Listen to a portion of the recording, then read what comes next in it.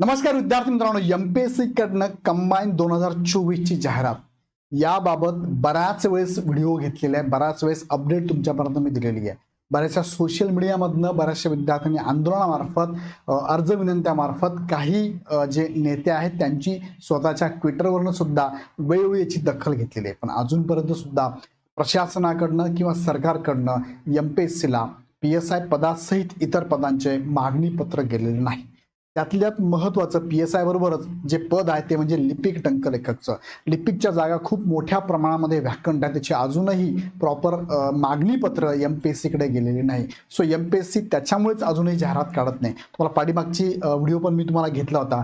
एमपीएससीचा update आला होता 18 सप्टेंबरला, ते पण मी तुमच्या समोर मांडलं होतं, प्रसिद्धीपत्रक दिलं होतं. सो आजच्या व्हिडिओतनं परत एकदा थोडक्यामध्ये बऱ्याच विद्यार्थ्यांचे मेसेज नेहमी असतात, सो आजची थोडीशी अपडेट मी तुम्हाला देतो आणि ही जाहिरात कधी येण्याचे संकेत आहे त्याबद्दल पण थोडक्यात आपण बोलूया. बघा, 18 सप्टेंबरचं हे परिपत्रक मी तुम्हाला सांगितलं होतं. त्यामध्ये एमपीएससीने सांगितलं होतं. बघा, एमपीएससीला पण आता बऱ्याच वेळेस बऱ्याच ठिकाणून विचारणा केली जाते वेगवेगळ्या माध्यमातून. म्हणजे जे राजकीय नेते आहेत ते पण त्यांच्याशी कॉन्टॅक्ट करतात, त्यांना ट्विटरवरनं सांगतात, ट्विटर कॅम्पेनिंग करतात, किंवा बरेचसे ऑलरेडी प्रशासनात असणारे म्हणजे राजकारणात जे सध्या ज्यांचं सरकार आहे त्यांच्याकडून सुद्धा मागणी केली जाते. आता हे सगळं जर बघता सगळ्यांना वाटतं, विद्यार्थ्यांना वाटतं की एमपीएससी दोषी, एमपीएससी जाहिरात काढत नाही. पण एमपीएससीने याच्याबाबत तुम्हाला एक प्रसिद्धीपत्रक त्यात सांगितलंय ही जबाबदारी आमची जरी आहे ऍड काढणं, पण ऍड काढण्यासाठी जागाचं मागणीपत्र देण्याचं काम सरकारचं आहे, प्रशासनाचं आहे. त्या सरकारकडनं, प्रशासनाकडनं, त्या डिपार्टमेंटकडनं जर आम्हाला जागाचे मागणीपत्र आलंच नाही तर जाहिरात आम्ही काढणार कशी? पहिलेच त्यांनी मागणीपत्र दिली होती, पण रिसेंटली जो या वर्षाच्या सुरुवातीला SCBC लागू झालं त्यामुळे सरकारने सांगितलं, GR काढले की SCBCच्या आरक्षणानुसार इथून पुढच्या जाहिरातीत पदभरती केली जाणार आहे. त्यानुसार एमपीएससीने सगळ्या डिपार्टमेंटला परत ते मागणीपत्र पाठवून दिले आणि तुम्ही SCBC मध्ये वर्ग करून आम्हाला बिंदू नामावली पद्धतीने मला व्यवस्थित म्हणजे सामाजिक आणि सोशल आणि व्हर्टिकल आणि हॉरिझॉन्टल आरक्षणानुसार पदसंख्या आम्हाला द्या. पण तसं अजून काय झालेलं नाहीये. काही पदांची अजून मागणीपत्रच गेलेली नाहीये. त्यातलं त्यांनी एक स्पेशल मेन्शन केलं. इथे बघा, यांनी काय मेन्शन केलंय की आम्हाला पोलीस उपनिरीक्षक या पदाबद्दल किंवा अन्य विभागातील लिपिक टंकलेखक याबाबतचे, बघा, ह्या दोन बाबतचे त्यांना मागणीपत्र प्रॉपर मिळालेलं नाहीये. म्हणजे उदाहरण त्याने दिलंय, पण असे जोपर्यंत मागणीपत्र येत नाही, बघा, विनंतीनुसार काही सेवेतील पदांची सुधारित मागणीपत्र आयोगास प्राप्त झाले आहेत व काही पदांचे मागणीपत्र अद्याप अप्राप्त आहे. सुधारित मागणीपत्राबाबत शासनाच्या संबंधित विभागांकडून पाठपुरावा सुरू असून सुधारित मागणीपत्रे प्राप्त होतात प्रस्तुत परीक्षेची जाहिरात प्राधान्यक्रमाने घेतली जाईल असं यांचं म्हणणं आहे.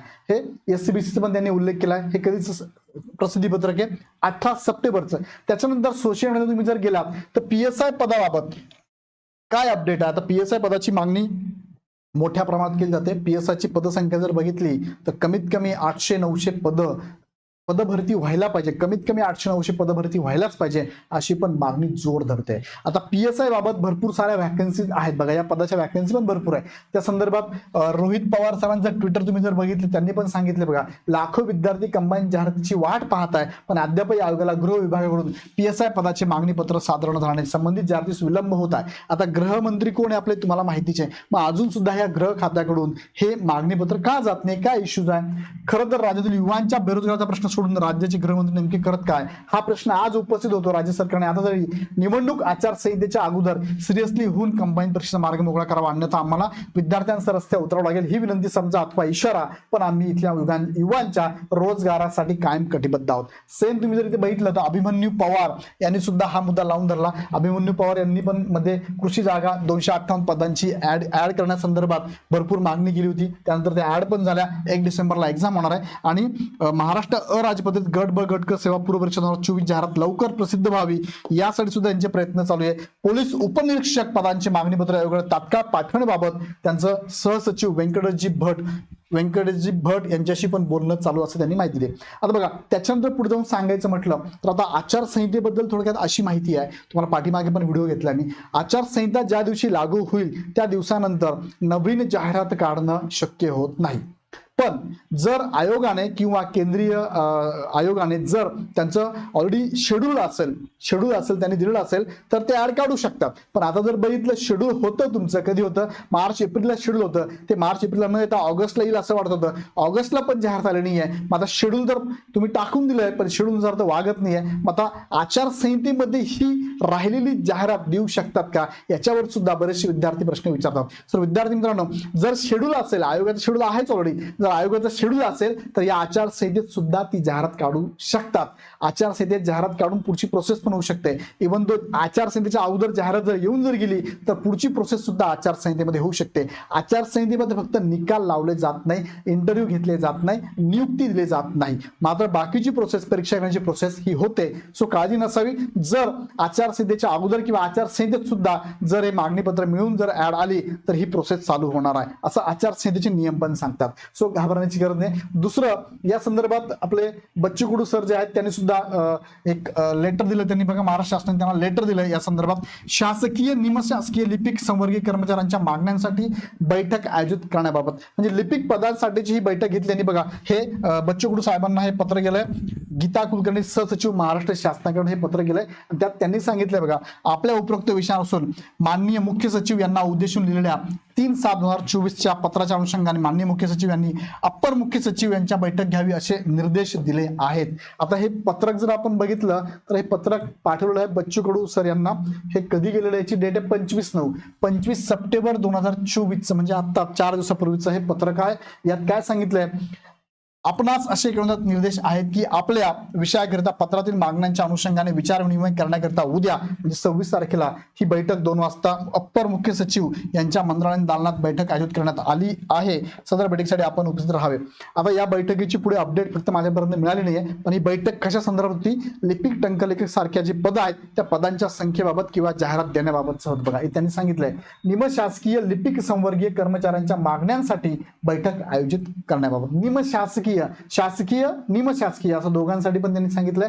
सो या संदर्भात हे सगळे म्हणजे कंबाईनची ऍड देण्याबाबत मोठ्या लेवलला सगळ्याच माध्यमातून प्रयत्न चाललाय.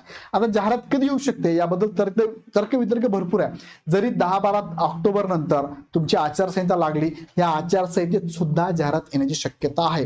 कारण आचारसंहितेचे नियम मी काढतो, त्याच्याबद्दल माहिती तुम्हाला पुढच्या व्हिडिओत देतो. आचारसंहितेचे नियम सांगतो, जर तुमचे शेड्यूल असेल जाहिराती तर जाहिराती काढू शकता, पण नव्याने तुम्हाला जाहिराती काढता येणार नाही. जसं की मनपाने एखादी जाहिरात आता काढून टाकली तर काहीच हरकत नाही, पण आचारसंहितेत मनपाला जाहिरात काढता येणार नाही, आदिवासी विभागाला नाही येणार, वन विभागाला नाही येणार, लेखा कोशागाराला येणार नाही, कारण ते शेड्यूल नसते त्यांचं. सो त्या जाहिराती सरळ सेवेच्या त्यांना काढता येणार नाही. पण कंबाईन एमपीएससीने किंवा केंद्रीय आयोगाने जर असं शेड्यूल करून ठेवलं असेल तर त्यांच्या जाहिराती काढता येतात आणि त्यांची प्रोसेस पण एक्झामची चालू राहते. सो ही जाहिरात आली तर आचारसंहितेच्या अगोदर म्हणजे 10 ऑक्टोबरच्या आत, अजून 10 दिवस बाकी, 10 ऑक्टोबरच्या आत पण येऊ शकते किंवा 10 ऑक्टोबर पर्यंत येण्याचे चान्सेस आहेतच. म्हणजे तुम्ही असं म्हणू की आचारसंहितेत येणार नाही, येऊ शकते, पण आली तरी दिवाळीनंतर किंवा डिसेंबर मध्येच तुमची एक्झाम होण्याचे चान्सेस आहेत.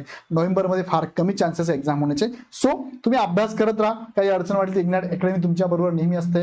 हा नंबर तुमच्या समोर आहे 888825 अडचण असेल तर नक्की कॉल करा. व्हिडिओ आवडला लाईक करत चला, चॅनल सबस्क्राईब करा आणि अजून तुमचे काही प्रश्न असतील तर कमेंटमध्ये टाकायला विसरू नका. तुर्तास थांबतो. धन्यवाद.